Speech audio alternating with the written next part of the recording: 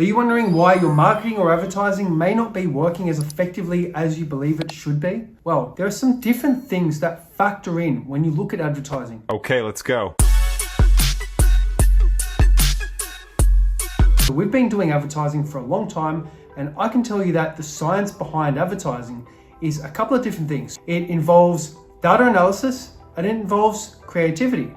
So those two things on the surface may look pretty plain and easy to understand, but there's a lot involved.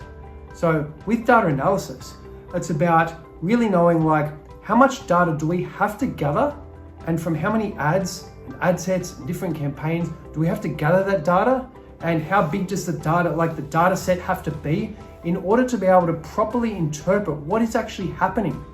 Like what is happening with our audience, how are they behaving, how are they responding, which is the best audience to deliver the ads to going forward, and which ads are going to best resonate, like to be able to do forecasting from the data.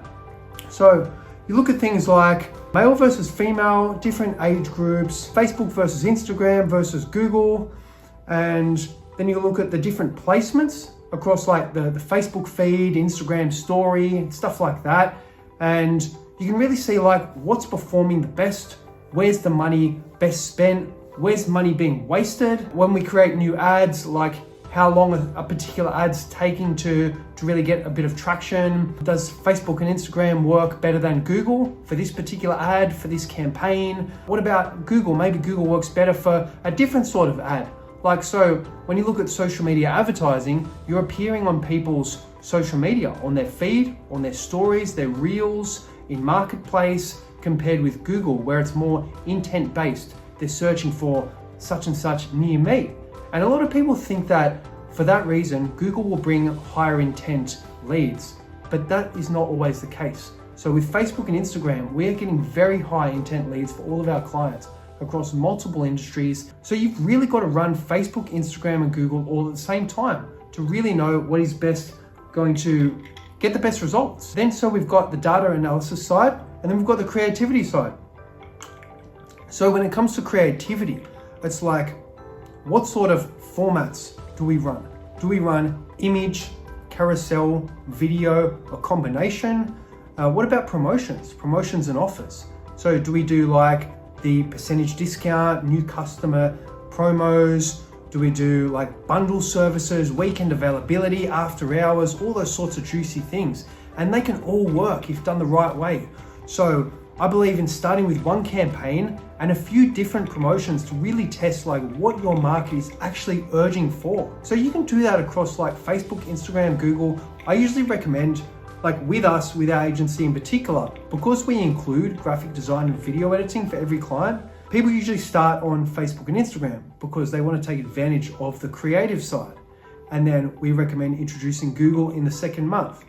So doing that, then we can really get enough data through, and we recommend like that you spend a particular minimum ad spend per day as well to be able to, depending on your industry, to be able to get enough data through so that you'll be able to properly optimize those ads. Not only us, but the platform itself. So Meta or Google needs data. They need enough people to be delivered those ads, which means that you need a minimum amount spent per day to be able to collect and gather that data so that they can optimize it, and then we can see what's happening, like the user behavior, the behavior of the people actually coming across your ads.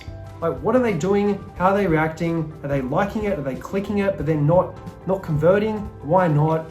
At which stage are they dropping off? If you're doing Google, we can look at the whole Google Analytics side through your website or landing page as well, see what's happening once they click on the ads.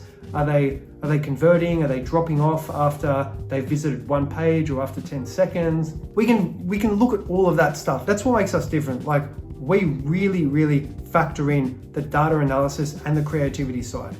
So with creativity, yes, you can look at doing like video, image, different promotions and offers. You can look at different colors, including different photos and videos in each creative, overlaying different text, maybe putting the promotion on the ad as well. And then like after a week or two, you got a few leads come through in the first week. Yes, that's okay. Maybe you got a good run and you got 5 leads in your first day, great, terrific. We can see like, okay, were they from a male or female audience primarily? Maybe the female audience was getting like really low cost per lead, and then the male audience was maybe got 1 lead, but it was, you know, a bit up there, and we're like, oh, you know, we could achieve much lower cost per lead if we just targeted females. But that's not the only thing. Like, we did get 1 male lead. What if we leave male and female both on, but then look at the age groups?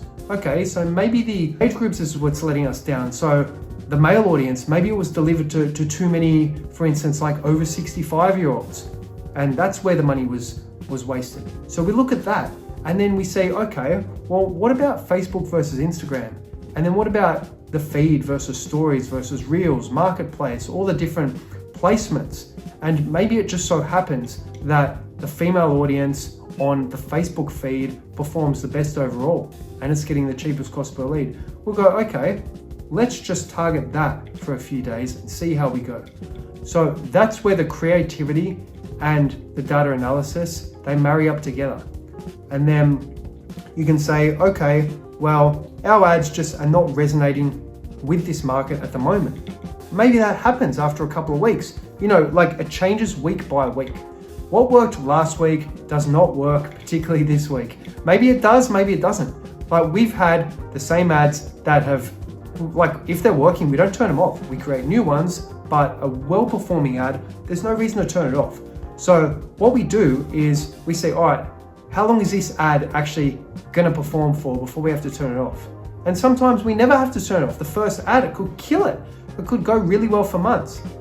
But then there are other ads that's like after the first month, which did really well, it's just like the cost per lead just skyrockets.